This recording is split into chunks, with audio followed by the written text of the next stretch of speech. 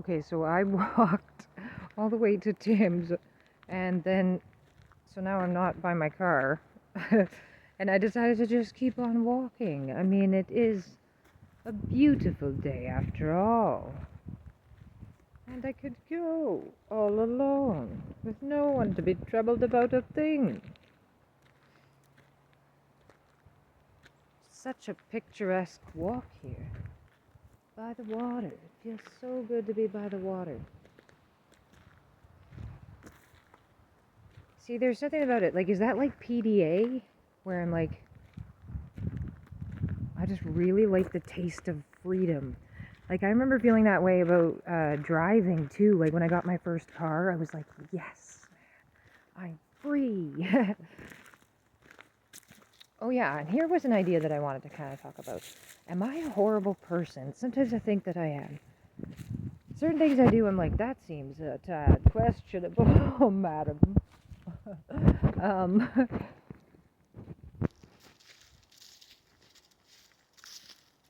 I mean, of course, I don't want to get too into that, but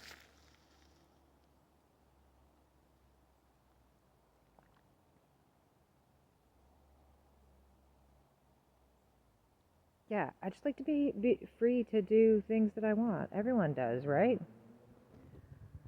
And here I am outside in nature, able to really enjoy it. I do find that I am way less able to enjoy nature with other people because I find them so intensely distracting. Like, my energy is really taken up with them and the social stuff compared to all your lovely surroundings when you're just actually alone.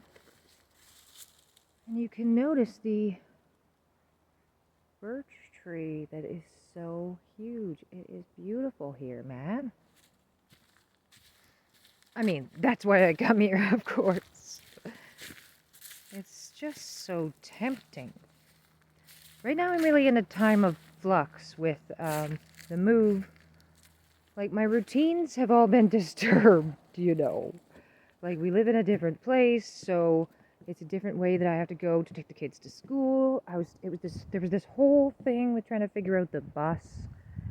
And then I was like, okay, this doesn't even make sense because I would have to drive them to the bus stop where they want me to take them. And at that point, I may as well just drive them to the school because the school isn't even far away.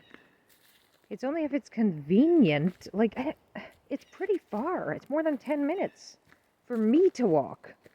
And my son is 5. It might take him longer to walk that, right? With his little legs. Anyway, I don't really care if I have to drive him, but it would have been kind of nice if it was the bus. Like, it's not that big of a deal. It doesn't affect my work or anything. I mean, it does. I guess it affects my potential hours, but still. But anyway, and then feed my cat, get myself off to work.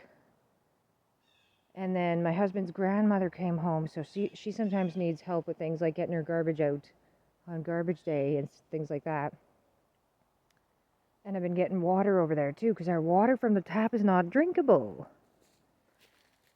See, there's a lot that needs to go on. So, like, in the past place we were living, the water was drinkable, so this wasn't a thing that I had to keep up with.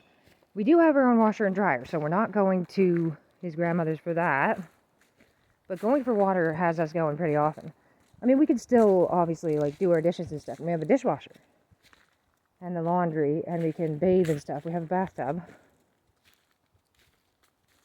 But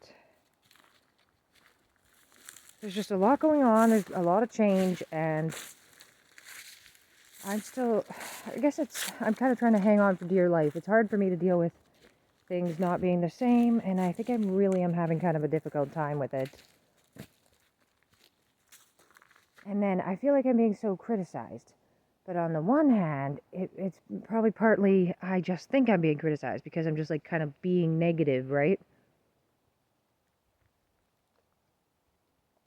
I'm interpreting neutral feedback as negative, or I'm just assuming things and jumping to conclusion. Like,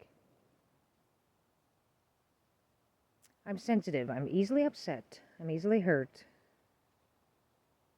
Like with those personality traits, I'm high in the trait neuroticism. I was high on all of the facets, which are, this will show how nerdy I am about the topic of personality traits lately. So the facets of neuroticism are anxiety, anger, depression, immoderation, vulnerability. Oh wait, there's one more, right? Did I only say 5? Anxiety, anger, depression. Oh, self-consciousness. That's a big one. Immoderation and vulnerability, yeah. See, 6. All those facets I'm high in. I'm high in immoderation, which is an issue. But also self-consciousness. Social things are...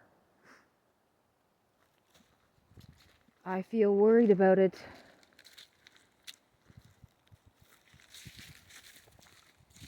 Like, especially at the school, being in a setting where other parents can see me. And in any setting where other people see the way I interact with my children, which there is not something wrong with the way I interact with them, but just the fact that someone is observing it is making me feel all worried about it and making me want to act a certain way. Like, I mean, I do mask. So I do act a certain way. Like when I go to the store, like I try to be like, just try to act like a normal person in there. Like, don't get arrested or something, you know. And which I do. But then it's a bit different if you also have to have the responsibility of your kids being there and be like, have to keep them under control and stuff. Like, don't let them shoplift out of the store and things, you know.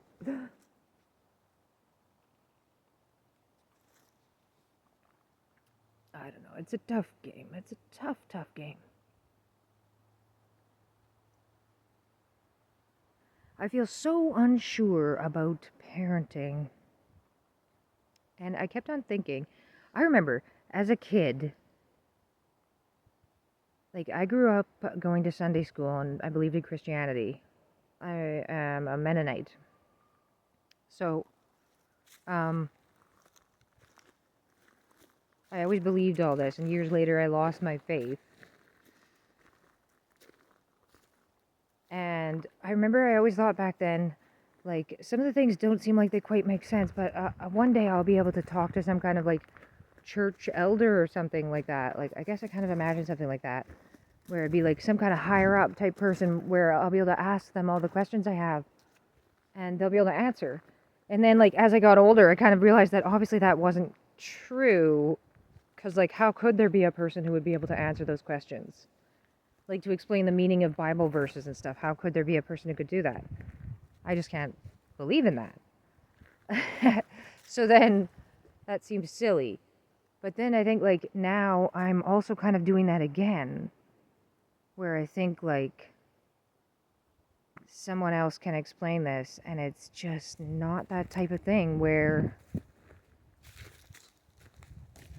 you just have to figure it out for yourself. Like parenting, you just have to figure it out for yourself. Because the parent is a unique person who has their background and whatever, and the child is a unique person. So it's like no one could even know exactly what the right thing to do is.